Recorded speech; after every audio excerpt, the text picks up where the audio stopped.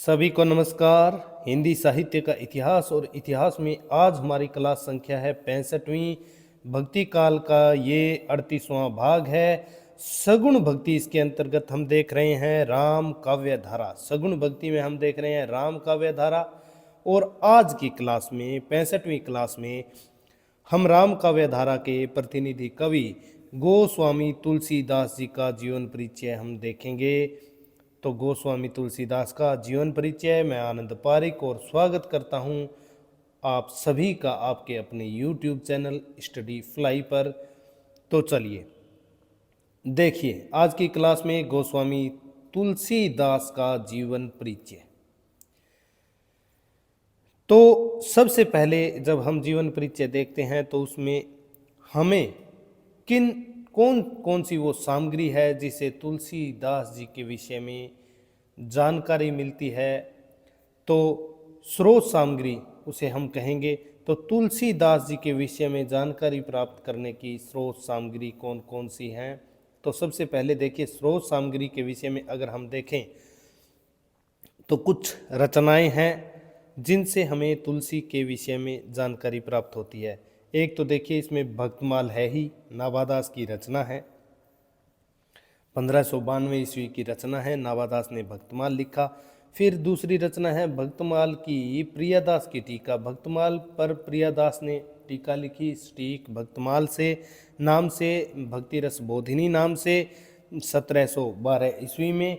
तो वो भी तुलसी के विषय में हमें उससे भी जानकारी प्राप्त होती है। 252 वैष्णवन की वार्ता, ये गोसाई गोकुलनाथ लिखते हैं। अष्टछाप के जो भक्त कवि हैं उनके विषय में ये लिखते हैं।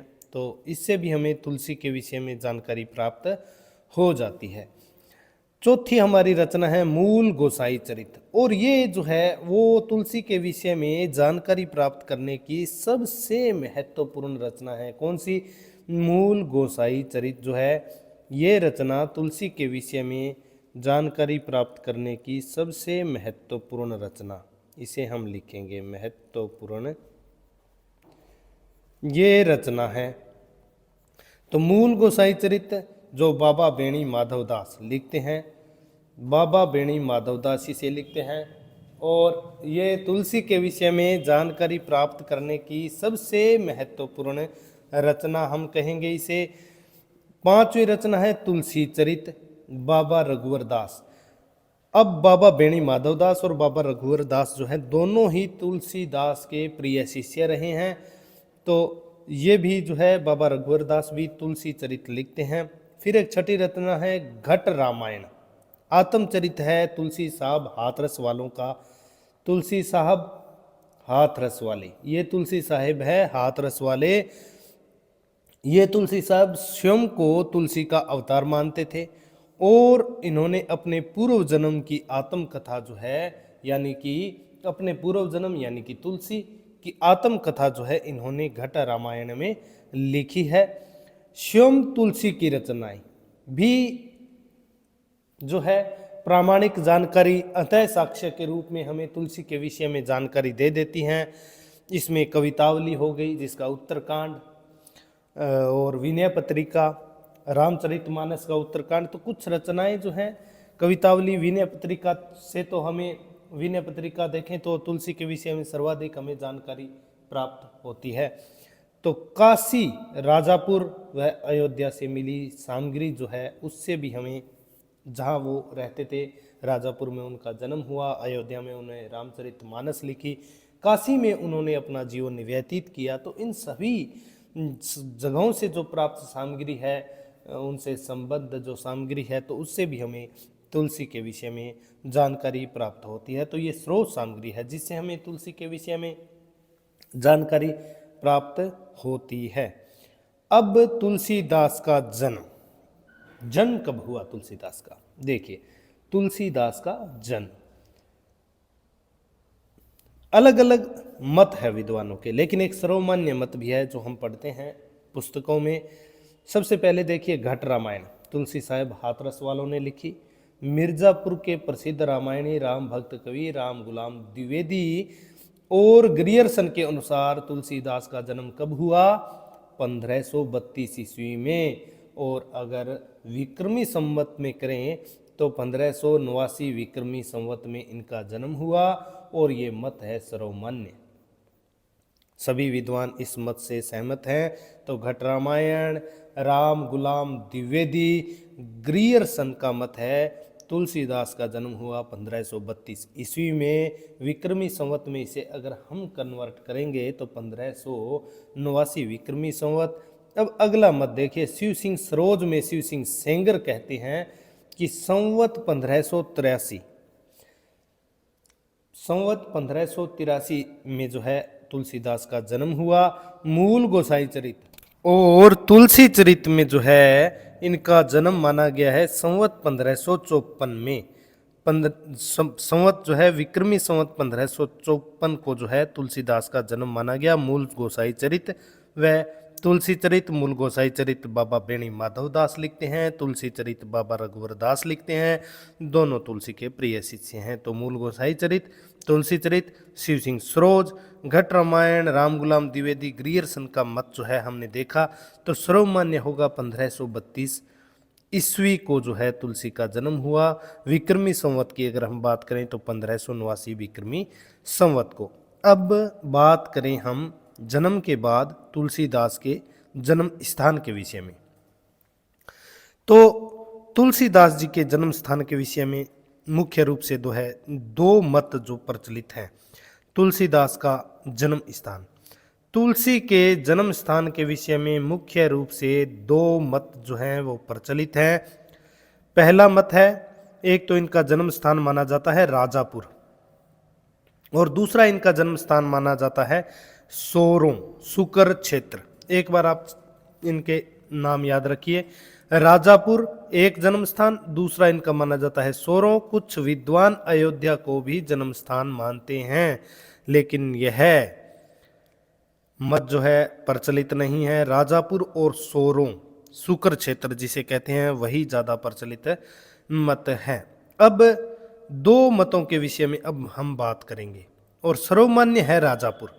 इनका जो 1532 ईस्वी को जन्म हुआ वो राजापुर में हुआ, ये सर्वमान्य मत है। इसके विषय में हम यहाँ लिखें सर्वमान्य।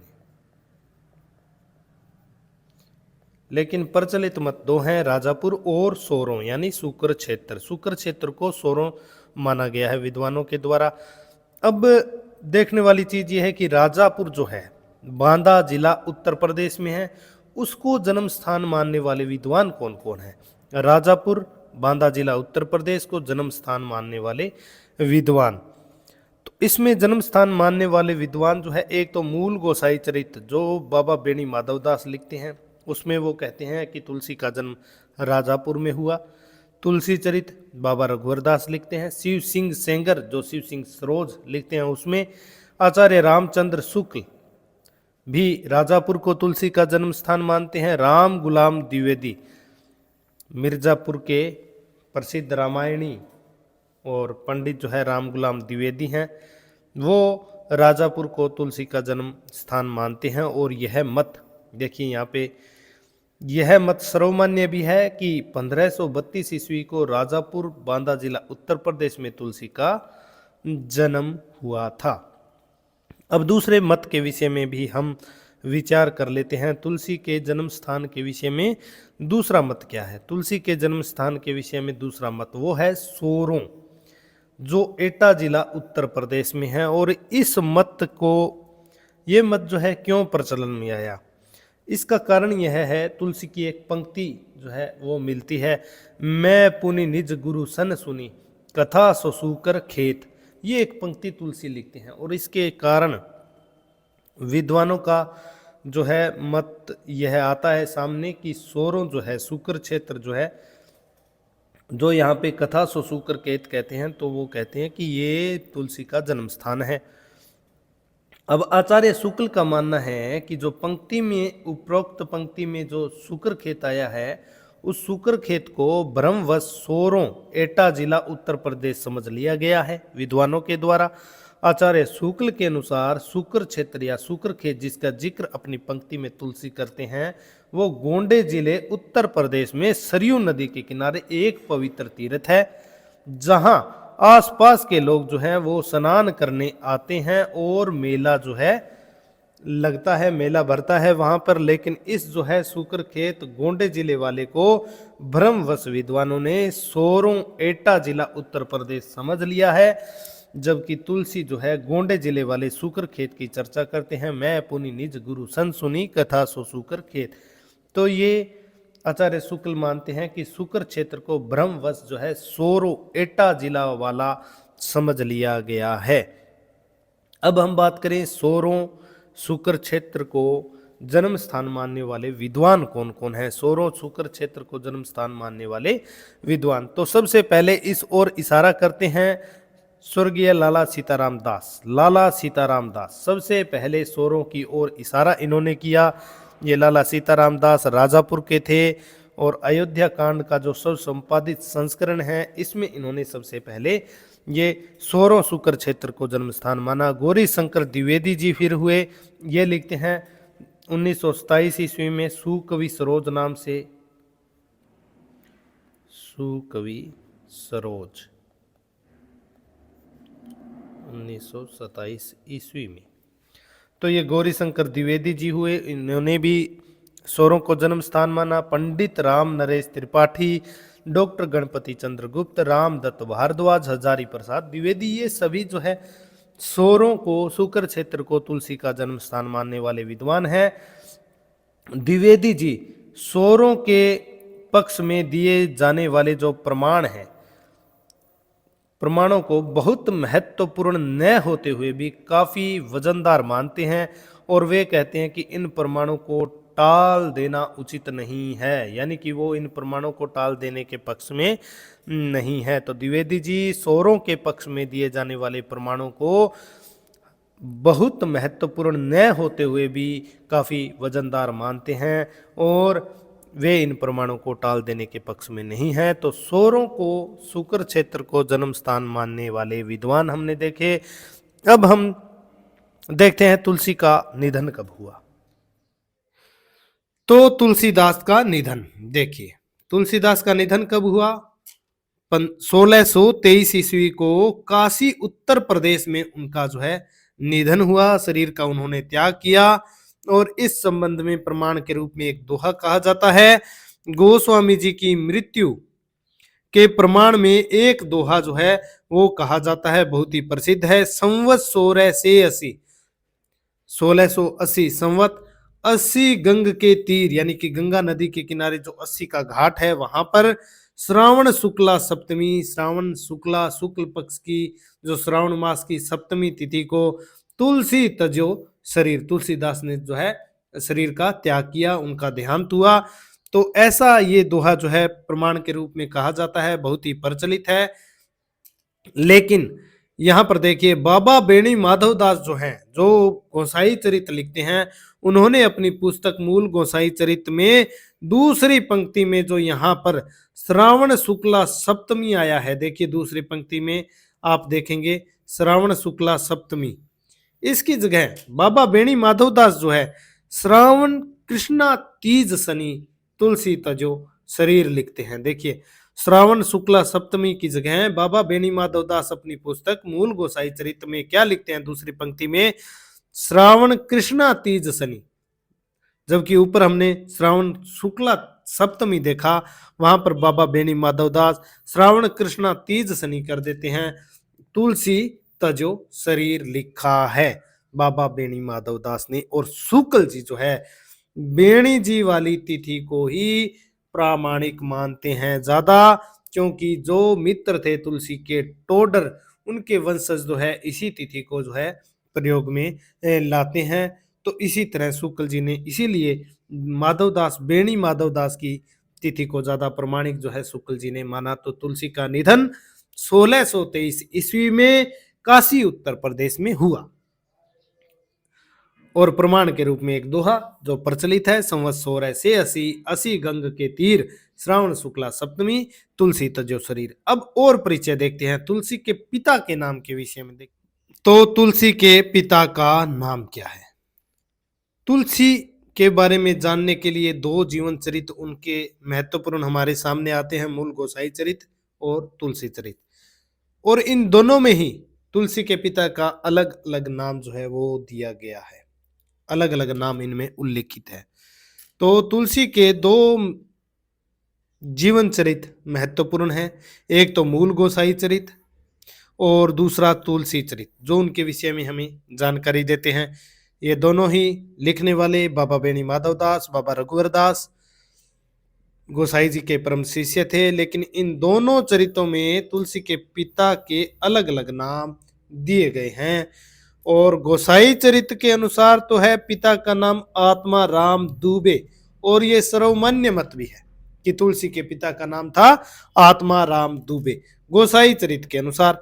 लेकिन बाबा रघुवर दास जो तुलसी चरित लिखते हैं ने पिता का नाम मुरारी मिश्र माना है। तुलसी के पिता का नाम बाबा रघुवर दास मानते हैं मुरारी मिश्र। गोसाई चरित में तो आत्माराम दुबे मिल जाता है, रघुवर दास जो है तुलसी चरित में मुरारी मिश्र मानते हैं। और एक परंपरा भी देते हैं कि परशुराम मिश्र के पुत्र हुए शंकर मिश्र, शंकर मिश्र के रुद्रनाथ मिश्र, रुद्रनाथ मिश्र के मुरारी मिश्र, और इन्हीं मुरारी मिश्र के पुत्र हुए तुलाराम मिश्र, और यही तुलाराम मिश्र भगत चूड़ामणि तुलसीदास थे, ऐसा मानना है बाबा रघुवर दास का अपनी रचना तुलसी चरित में। मूल गोसाई चरित में तो आत्माराम दुबे को पिता माना गया है। तो ये हुई पिता के विषय, नाम के विषय में तो आत्माराम दुबे जो है तुलसी के पिता का नाम है। अब बात करें हम तुलसी की माता का नाम, तो माता का नाम है हुलसी। हुलसी और इसके प्रमाण में एक बहुत ही प्रचलित दोहा है, प्रसिद्ध दोहा है। प्रमाण के लिए यह दोहा प्रचलित है, और वो दोहा क्या है?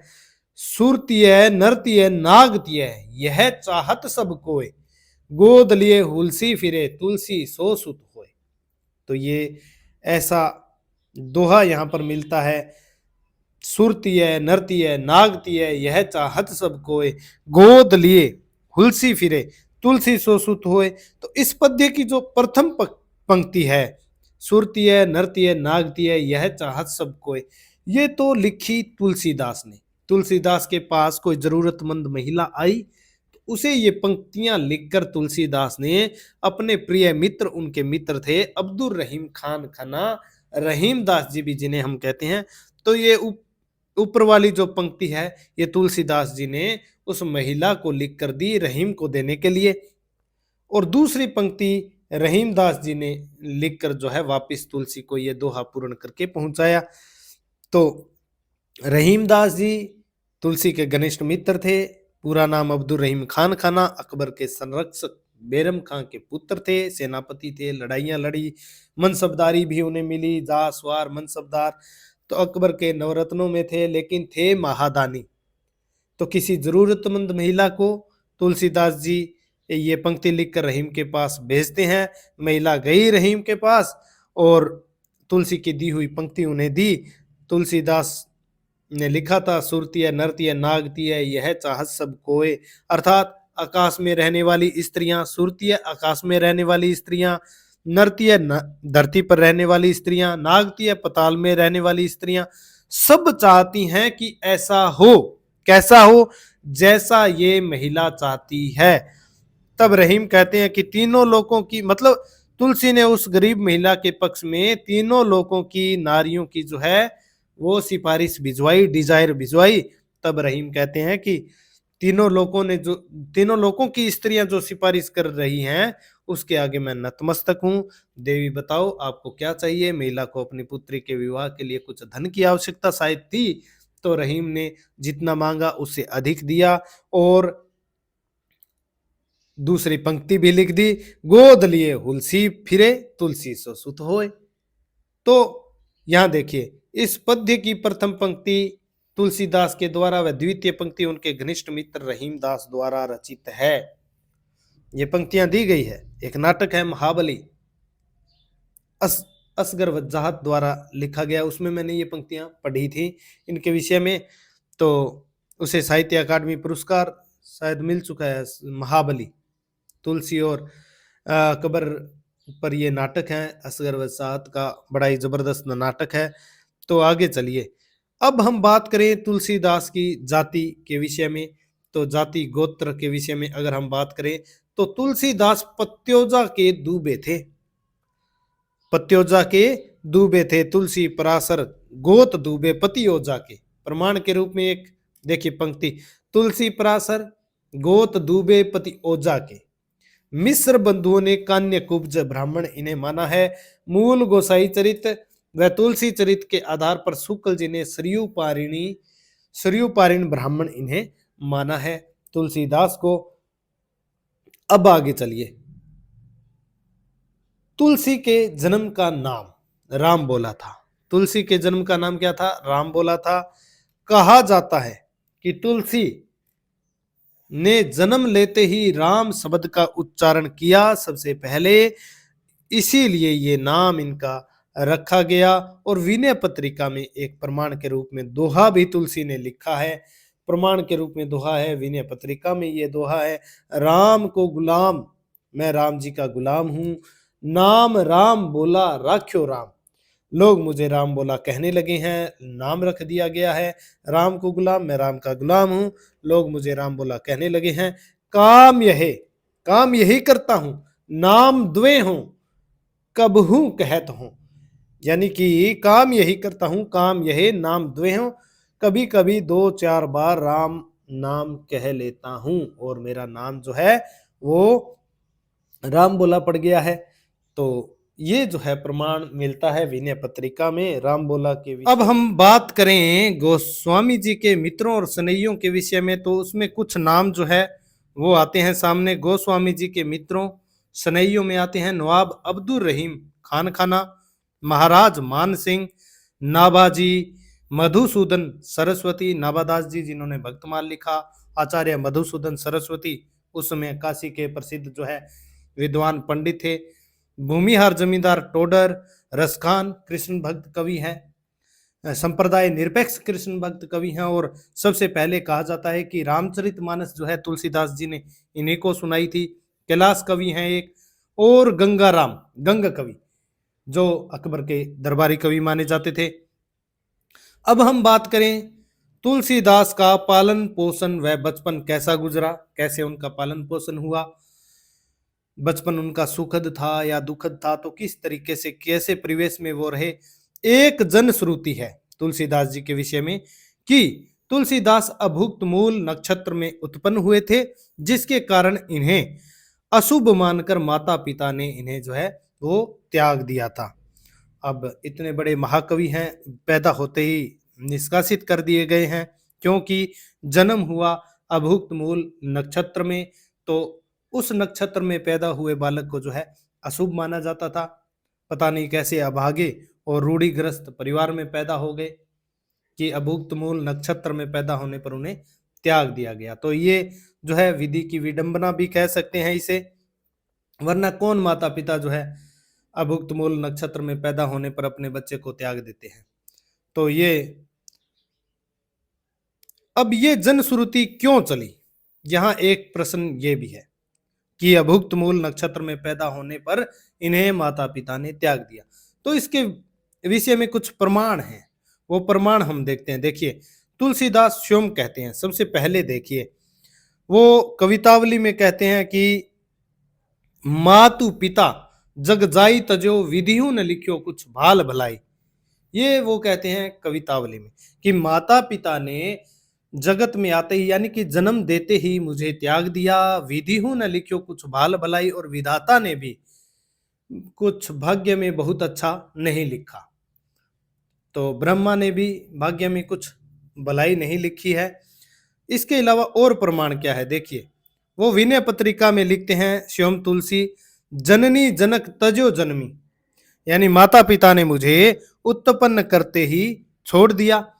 कर्म बिनु विधु विधिहु सृजो अवडेरे, ब्रह्मा ने भी कर्म बिनु विधिहु सृजो अवडेरे, कि ब्रह्मा ने भी अभागा और कुछ बेडबसा जो है मुझे बनाया है, मुझे मेरा भाग्य जो है वो ठीक नहीं बनाया है, और माता पिता ने तो जन्म लेते ही त्याग ही दिया है। ये विनय पत्रिका में वो स्वयं कहते हैं। आगे वो विनय पत्रिका में कहते हैं, इसके प्रमाण में देखिए, तनु जन्यो कुटिल कीट ज्यों, तजो माता पिता हूँ, मातु पिता हूँ, यानी कि माता पिता ने मुझे ऐसे त्याग दिया जैसे कुटिल कीट जो है वो अपने शरीर से जन्मे हुए बच्चे को त्याग देती है। कुटिल कीड़ा सर्पणी, सर्पणी को उन्होंने कहा है कि सर्पणी अपने बच्चे को अपने शरीर से पैदा करते करके जैसे त्याग देती है, वैसे ही तजो मातु पिता हूँ, वैसे ही माता पिता ने मुझे त्याग दिया। काहे को रोष दोष काहे दो, मैं किस लिए किसी को दोष दूं, किसी पे क्रोध करूं, यह सब जो है मेरे ही अभाग मोसो मोसो सकुचत छुई सब छाऊं। विनय पत्रिका में वो कहते हैं काहे को रोष दोष काहे दो, किसी को किसी पर मैं क्यों क्रोध करूं, किसी को मैं क्यों दोष दूं, मेरे ही अभाग मोसों, यानी कि ये मेरा ही सब जो है दुर्भाग्य है, मेरे अभाग है, मैं ऐसा नीच हूं कि मेरी छाया मोसों सकुचत छुई सब छाऊं, कि मेरी छाया तक छूने में भी लोग जो है वो संकोच करते हैं। मैं ऐसा ही अभागा हूं, मैं ऐसा ही नीच हूं, तो माता पिता ने मुझे त्याग दिया, ये सब वो कहते हैं। उक्त जनश्रुति के अनुसार गोसाई चरित में लिखा है कि गोस्वामी जी जब उत्पन्न हुए तब 5 वर्ष की अवस्था के जो बालक होता है उसके समान थे और उन्हें पूरे दांत भी थे। अब बालक के तो दांत होते नहीं है पैदा होते ही। वे रोए नहीं, केवल राम शब्द उनके मुख से सुनाई पड़ा और बालक को राक्षस समझ पिता ने उसकी उपेक्षा की, पर माता ने उसकी रक्षा के लिए उद्विग्न होकर उसे अपनी एक दासी मुनिया को पालने पोसने के लिए दे दिया। माता जो है वो आपको पता है वात्सल्य माता का ऐसा ही होता है बच्चे के प्रति, तो उन्होंने जो है उसकी रक्षा, पिता ने तो त्याग ही दिया, माता को भी त्यागना पड़ा, लेकिन फिर भी उसकी रक्षा के लिए उद्विग्न होकर अपनी एक दासी मुनिया को चोरी छुपे उन्हें दे दिया। राक्षस समझ लिया, जन्म लेते ही उनके दांत थे, 5 वर्ष के बालक के समान थे, पैदा होते ही रोए नहीं, राम शब्द का उच्चारण उन्होंने किया, तो दासी को उन्होंने सौंप दिया। अब आगे देखिए, 5 वर्ष बाद मुनिया भी मर गई। तब राजापुर में बालक के पिता के पास संवाद भेजा गया, पर उन्होंने बालक को लेने से मना कर दिया।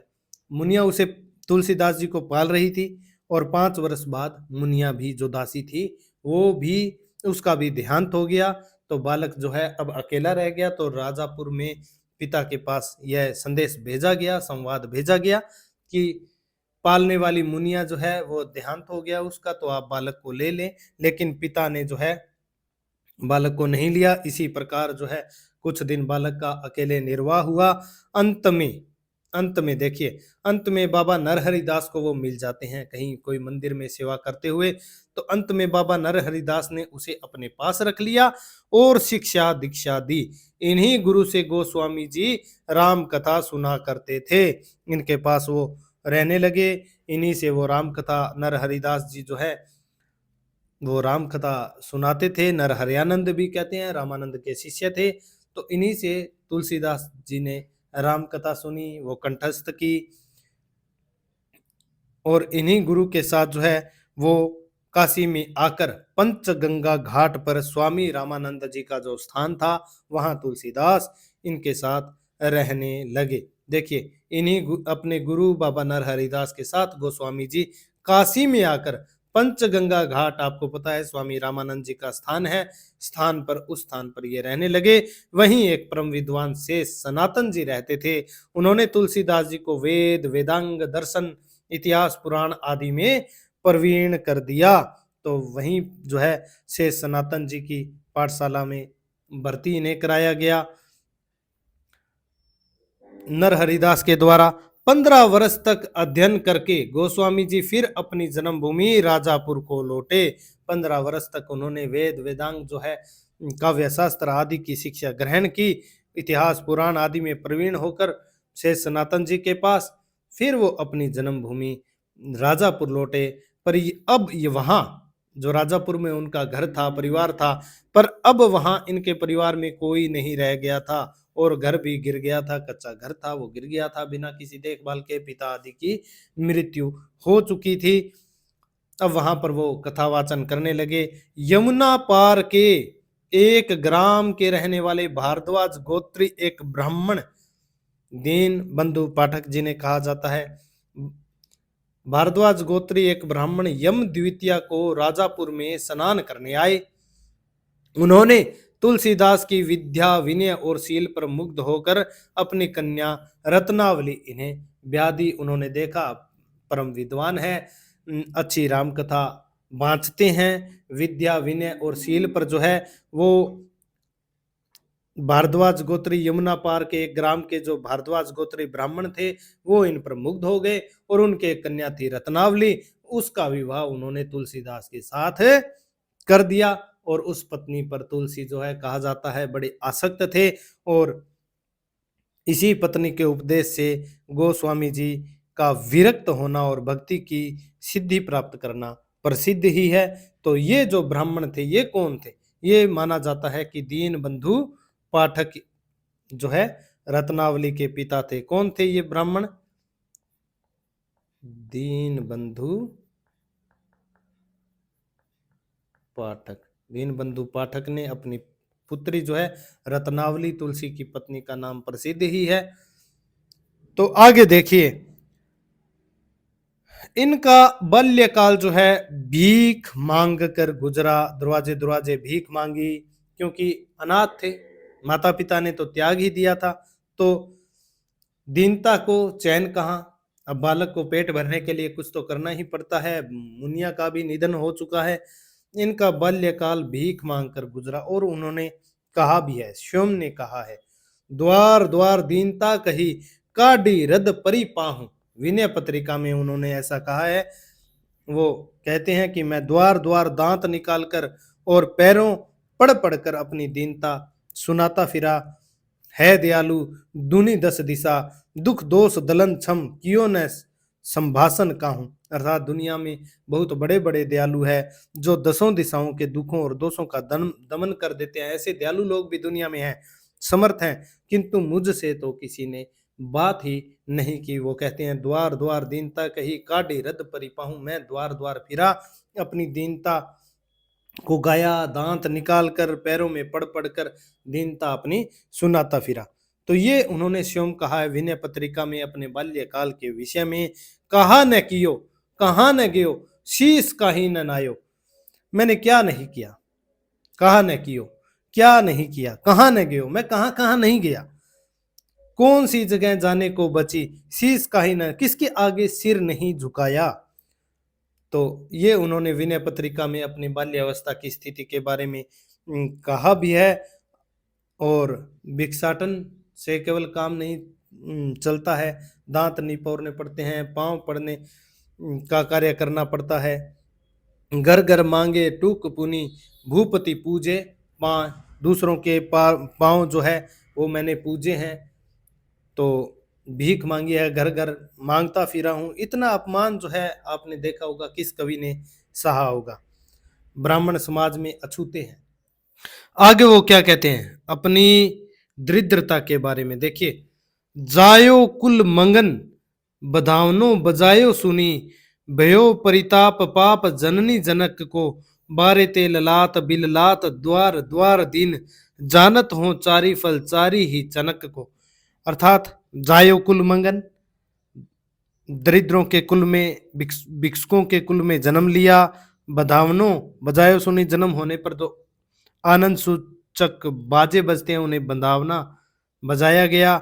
भयो परिताप पाप जननी जनक को, परंतु मैं जो है पैदा होते ही माता पिता के लिए संताप और दुख देने वाला हुआ। बारे ते ललात बिललात द्वार द्वार दिन, मैं दरिद्र था और बचपन से भूख से व्याकुल होकर जो है लालच के मारे मारे रोटियों के लिए, रोटी के टुकड़े के लिए घर घर जो है द्वार द्वार भटकता फिरा। जानत हो चारी फल चार ही चनक को, चने के अगर 4 दाने मुझे मिल जाते और उन 4 दानों को ही प्राप्त करके मैं उन्हें 4 पदार्थ यानी कि 4 फल जिन्हें धर्म अर्थ काम मोक्ष जो है वो मान लेता था, तो ये 4 दाने ही मेरे लिए बड़ा महत्व रखते थे। तो अपनी दरिद्रता के बारे में वो कहते हैं।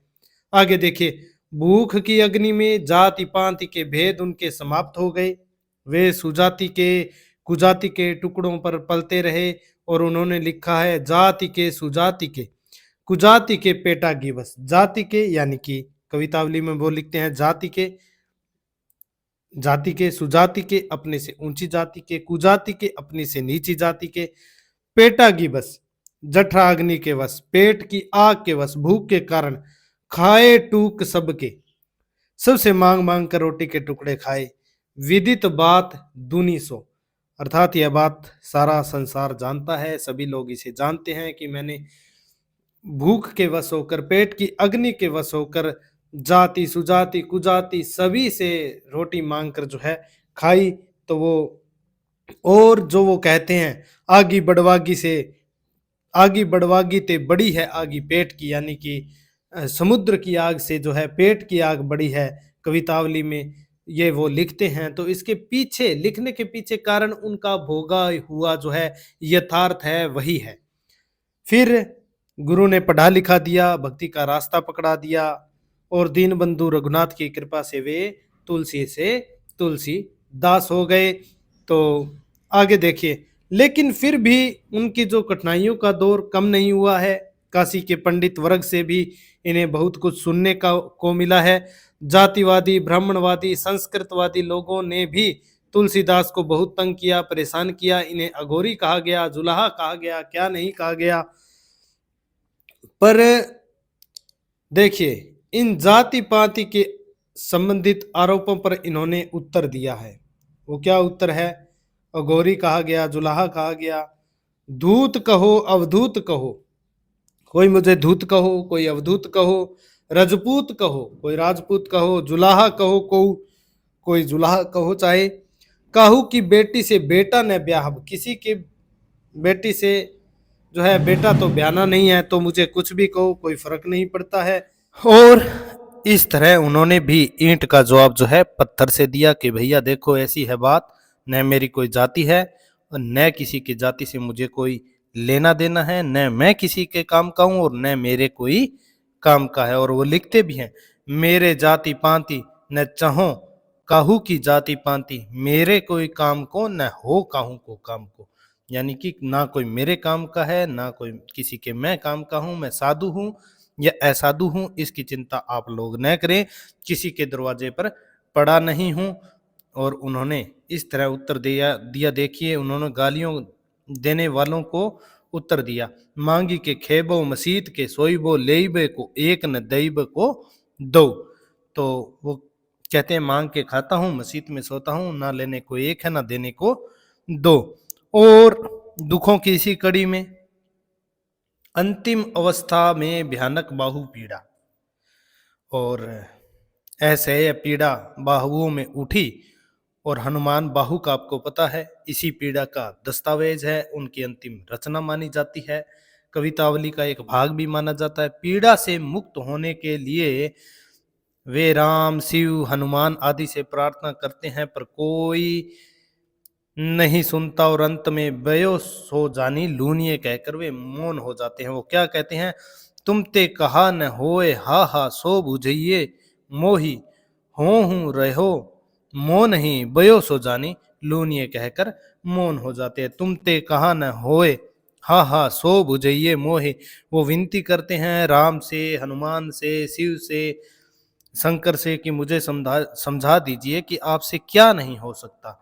हूँ रहो मो नहीं बयो सो जानी लूनिए, फिर भी यह जानकर चुप रहूंगा कि जो बोया है वही काटता हूँ, यानी उसी का फल भोग रहा हूँ, उसी का दुख भोग रहा हूँ। हनुमान बाहुक में वो लिखते हैं। तो ये उनका जीवन जो है वो बहुत ही पीड़ामय रहा, कष्टकारी उनका जीवन रहा।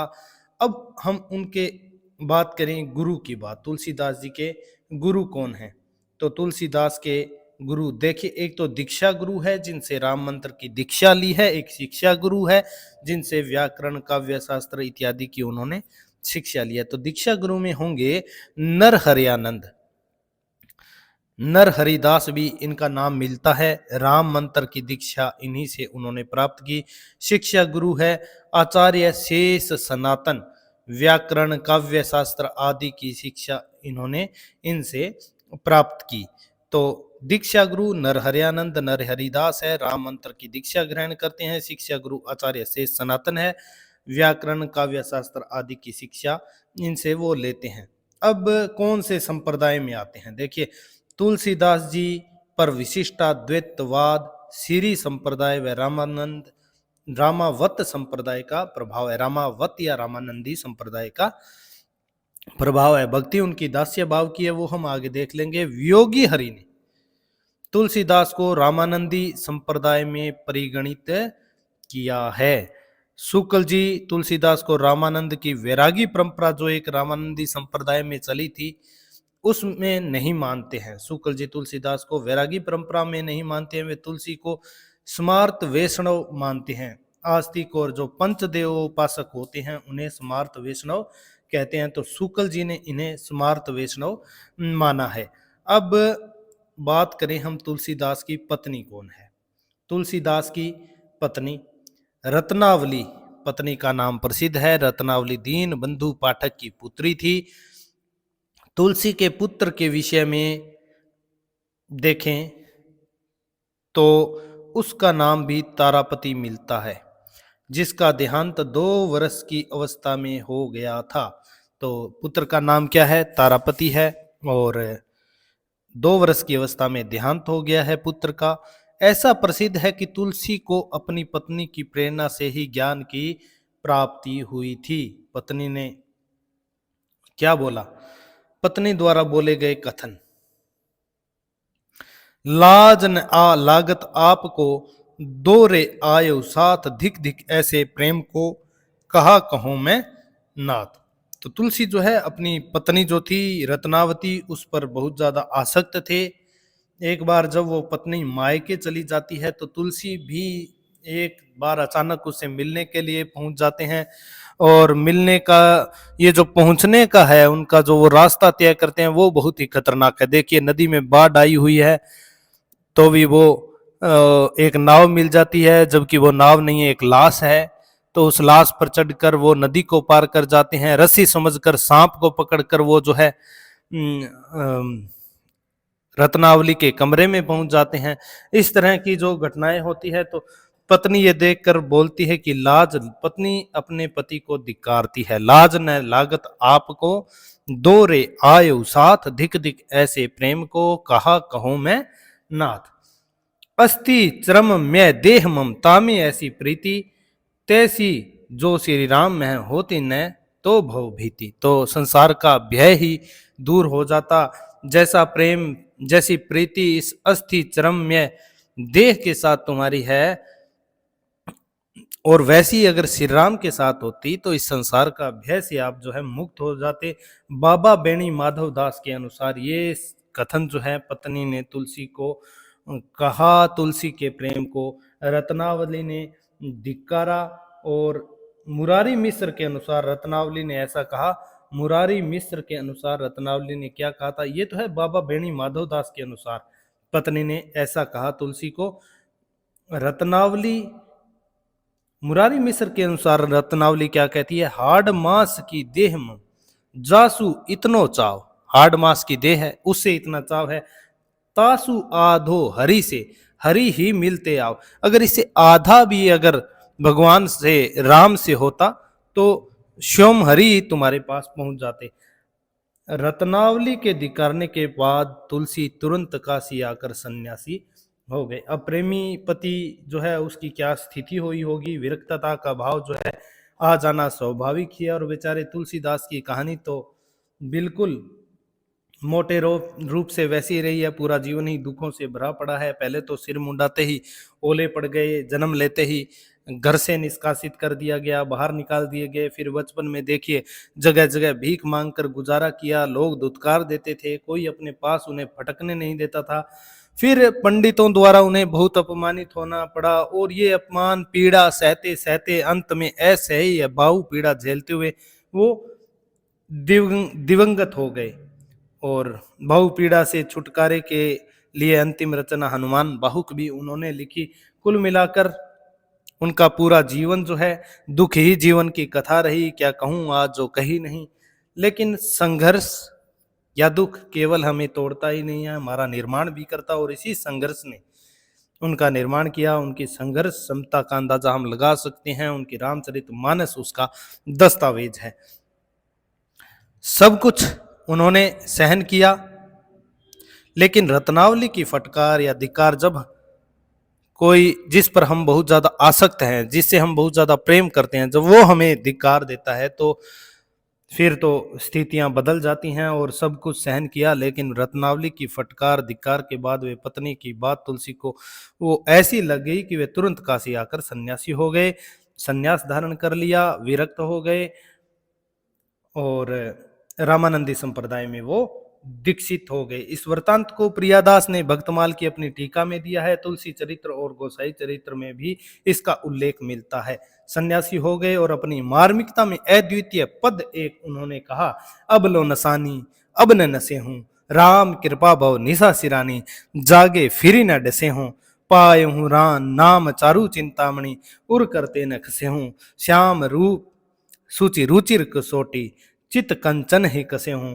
पर बस जाने हंस्यो इन इंद्रन, निज बस हवे न हंस्यो हूं, मन मधुकर पनके तुलसी, रघुपति पद कमल बसे हूं। तो ये देखिए, अब लो नसानी अब न नसे हूं, अब तक तो आयु व्यर्थ ही नष्ट हो गई, परंतु अब इसे नष्ट नहीं होने दूंगा। अब लो नसानी अब न नसे हूं, राम कृपा भव निशा सिरानी, भगवान श्री राम की कृपा से संसार रूपी रात्रि जो है वो बीत गई है, जागे फिर न डसे हूं, अब जब जाग गया हूं, अब जब मेरी आंखें खुल गई है, तो ये माया का बिछोना अब नहीं बिछाऊंगा। पाए हूं नाम चारु चिंतामणि, मुझे राम नाम रूपी सुंदर चिंतामणि मिल गई है। उर करते न कसे हूं, उर यानी कि हृदय, कर माने हाथ, हृदय रूपी हाथ से कभी गिरने न दूंगा। तो ये बहुत ही अपनी मार्मिकता में अद्वितीय पद उन्होंने कहा। घर छोड़ने के कुछ दिन, घर छोड़ने पर कुछ दिन काशी में, फिर काशी से अयोध्या जाकर रहे, बाद में तीर्थ यात्रा पर निकले और जगन्नाथपुरी, रामेश्वरम, द्वारका होते हुए बद्रिकाश्रम गए, वहां ये कैलाश और मानसरोवर तक निकल गए। अंत में चित्रकूट आकर वे बहुत दिनों तक रहे, जहां अनेक संतों से इनकी भेंट हुई। इसके बाद संवत 1631 1574 ईस्वी में अयोध्या जाकर रामचरितमानस का इन्होंने आरंभ किया और 2 वर्ष 7 माह 26 दिन में उसे पूर्ण किया। रामायण का कुछ अंश विशेषतः किष्किंधा कांड काशी में रचा गया, बाकी सारी की सारी मानस की रचना इन्होंने अयोध्या में की। रामायण के समाप्त होने पर ये अधिकतर काशी में ही रहा करते थे। वहाँ अनेक शास्त्रज्ञ विद्वान इनसे आकर मिला करते थे, क्योंकि इनकी प्रसिद्धि सारे देश में उस समय तक हो चुकी थी। तो ये जीवन परिचय तुलसीदास का। तो अगली क्लास में हम देखेंगे तुलसीदास को विद्वानों ने क्या क्या उपमाएं दी हैं, क्या कहा है विद्वानों ने तुलसीदास को। तो साथ में और अगली क्लास में हम इनकी रचनाओं के बारे में देखेंगे, एक एक रचना को अलग अलग से पढ़ेंगे, विस्तार से जानेंगे। तो अगर आपको हमारी ये क्लास पसंद आई है तो इस चैनल को कृपया करके आप सब्सक्राइब करें, क्लास को लाइक करें, शेयर करें। तो इसी के साथ अपने शब्दों को यहीं विराम देते हैं। धन्यवाद, नमस्कार।